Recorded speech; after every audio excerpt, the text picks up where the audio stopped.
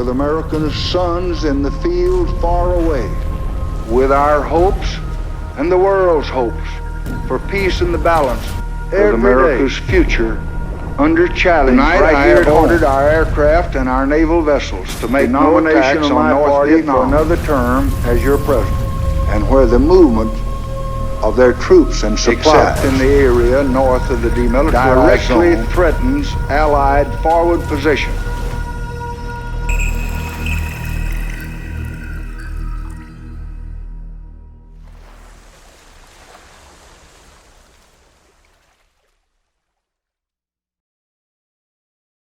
Okay, my name's Roger Buer. I went in service when I was, 19, at Boot Camp San Diego. Picked up my first ship, the USS Mansfield, DD-728.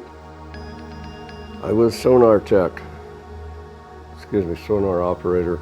I was 4-year, techs were signed up for 7. As sonarman, we had the nerve center of the weapons.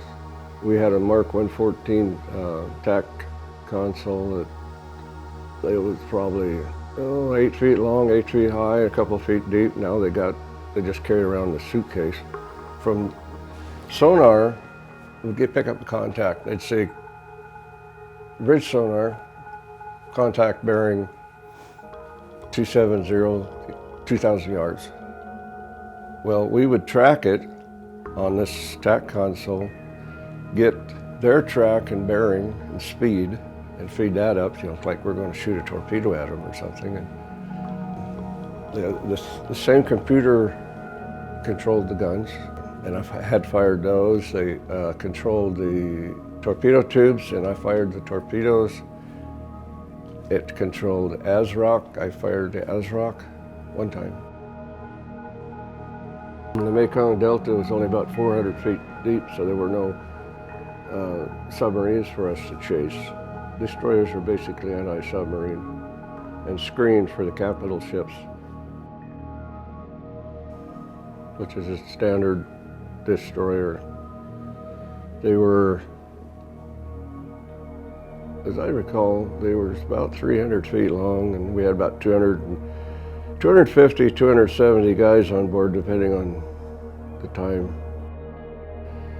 So what we did as sonarmen, we were put between CIC combat and the gun mounts, and I personally actually, when I was on duty, at the duty time at that time, I actually fired the guns.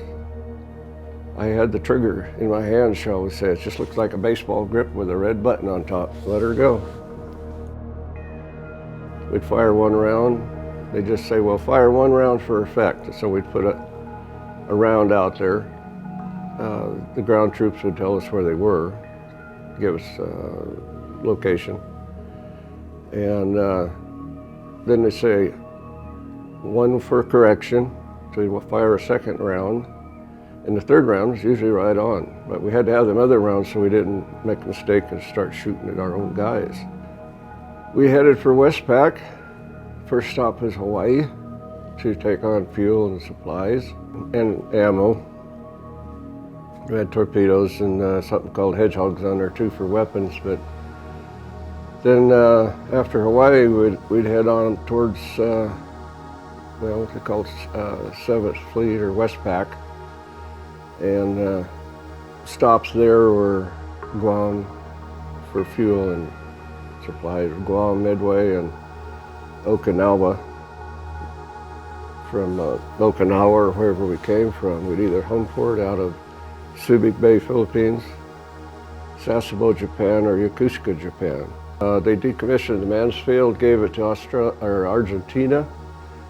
They used it for spare parts for one of their ships. So then I went on to the USS Carpenter, which was a DD-7 or a DD-825. It was just a little bit newer ship, and on there we had our twin 5-inch 38s, but we had ASROC, which was torpedo with a rocket assist.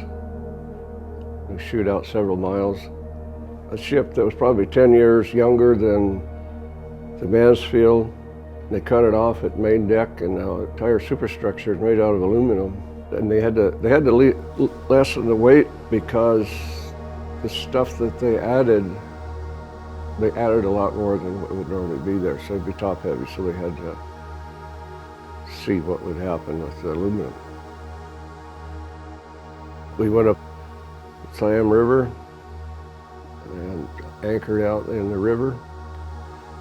I went into Bangkok for Liberty. It was a Liberty call. It was 11 miles in. Spent a lot of time in Subic. We went to Hong Kong. We were in Hong Kong for several weeks as station ship. Our captain was in charge of U.S. forces there during that time. Coming home on one trip, we stopped at Admiralty Islands. We went south and stopped there in Australia, and then over to New Zealand, came back north through Pago Pago, and back to Hawaii. We were, I don't know exactly where we were. It was going to Westpac. We was out in the middle of the Pacific somewhere, and the captain decided we was going to have swim call. So if you wasn't on the duty, didn't have duty at that hour. Most of the watches were 6 hours long at that time. And so the captain says, hey, anybody wants to go swimming back on the Fantail, you could go in. So we went there, and I was going to go in. So I had some cutouts, and I was taking pictures right off the port side. I was taking pictures of the guys down there, and then I turned around and handed my camera to the guy behind me because I was going in, and there wasn't anybody there. They were gone. Where the hell did they go? Well, it ended up, they didn't stop the screws for one thing. They were still turning, which pushed us some. And the ship works as a gigantic sail, and the wind was behind us. So we just dumped them in the water and sailed away. And they were spread out for 1.5 miles. There was 3 of us, 3 ships, and we put out all our mooring lines, tied them together, and just let them float out to grab hold of. And we put our motor whaleboat in, and the other ships did too. And amazingly enough, we got everybody back. Well, we were in Hong Kong for several weeks. That was a lot of fun, but most of the time we'd either go into Subic Bay or Sasebo, Japan, for Liberty. We'd go out for about 3 weeks, start running out of fresh food and stuff, come back in, spend a week, get drunk, eat a lot of food, play with the girls, and it was pretty much normal routine. The main, the heart of our battle group was the USS Constellation, the aircraft carrier. We were heading out of Long Beach one time, and the USS New Jersey, the battleship, was coming into port as we were going out. It's amazing. But it's scary just to look at it. It gives you the creeps. That thing is nasty. Well, when we came back from Westpac, they had the New Jersey. He was tied up to the pier, and they was working on it.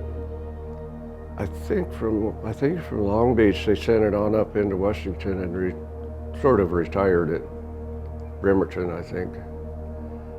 And the size of the guns and stuff. Some guys walked alongside the barrels, and well, the hole was 16 inches, so the whole barrel was probably 24 inches or something. They said that they fire one round and he was shooting off a limousine, the cost. They'd weigh up to 2,000 pounds, and they could fire for 27 miles. So we were, as far as combat-wise, we had the heart of it. We were the center of the whole thing. And because of what they subs, then we were gunner's mates, sort of.